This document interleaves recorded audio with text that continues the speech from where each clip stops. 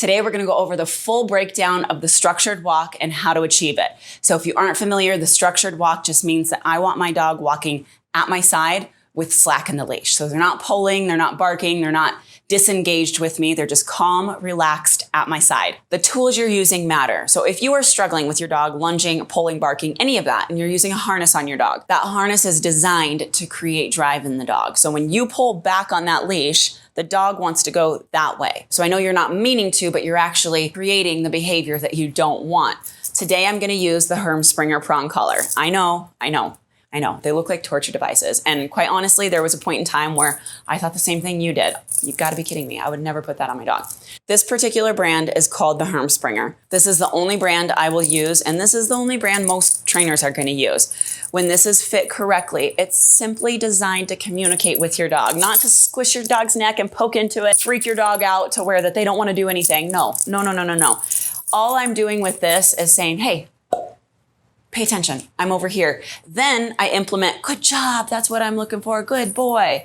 That's the training part. So I've got lots of videos on my channel that go over the proper fitting, how to use this, exactly what to do, how to take it on and off. All of that stuff is covered. So if you need more information, please go watch those videos first. I don't want to spend a ton of time on this. I want to jump right into the training and show you guys how to get that dog to walk at your side with slack in your leash. You want your collar high and snug.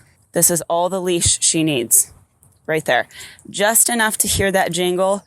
This is the feedback. Everything from my wrist. All I'm gonna do to get this dog to follow me is a right turn and then a left turn. So I'm gonna make a right turn.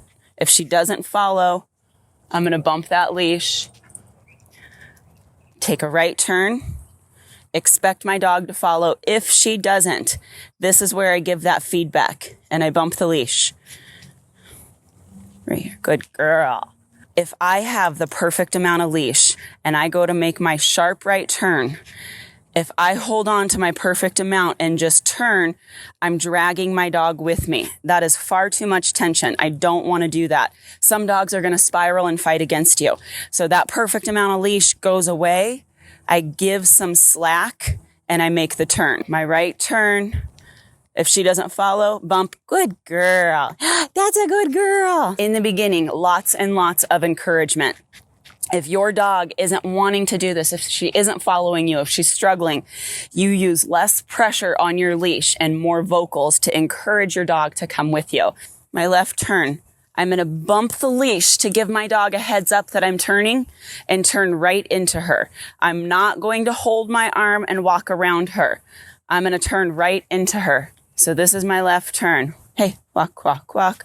Bump my leash right into her. Bump my leash right into her. Good girl. Good girl. This is all I do to get my dog to follow me. A right turn and a left turn. Some trainers call your figure 8. Throughout this video, you hear me talk about the perfect leash length. For Kuma, it's just a couple inches right here.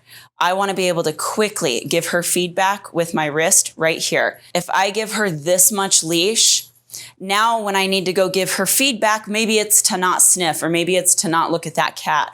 And I go to give her feedback. Now I've got to get my whole arm involved. That right there is delayed communication. If I just hold right here, now my timing is so spot on, she's gonna understand immediately what I'm asking. In the beginning, same thing. His collar is up high and snug. Kevin is a way more sensitive dog than the other 2 dogs I was working with. So if you overcorrect and your dog spirals out of control, the alligator roll, any of that, you're putting too much pressure on them. He does not need that much pressure. So I'm gonna do the same thing. I'm riding my bicycle. I'm dropping my arms to my side. Everything's relaxed. It's just going to come from right here. So I've got to give minimal leash pressure and use my vocals to encourage him. In the beginning, all I'm doing is that figure 8, back and forth, back and forth. I want him to follow me before we hit the real world and he gets distracted. I'm going to hit my right turn, bump the leash. Let's go.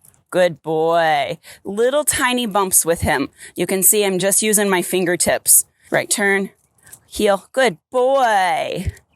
Good job, Kev. Heel. Good boy. Heel.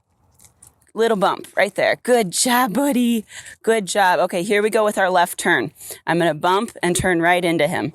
Good boy. Same thing with your little dog. You want your collar high and snug. If this is your first time using a prong collar on your dog and it's uncomfortable for you, or your dog is panicking or making a lot of noise, use a slip lead. You just want your dog to get used to the leash pressure. Heel.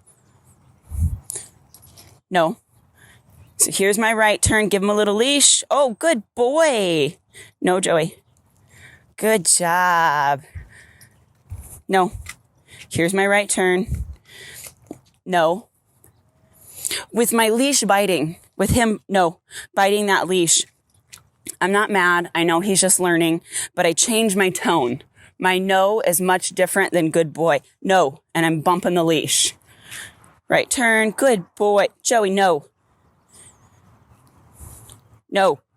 Good boy. Right turn.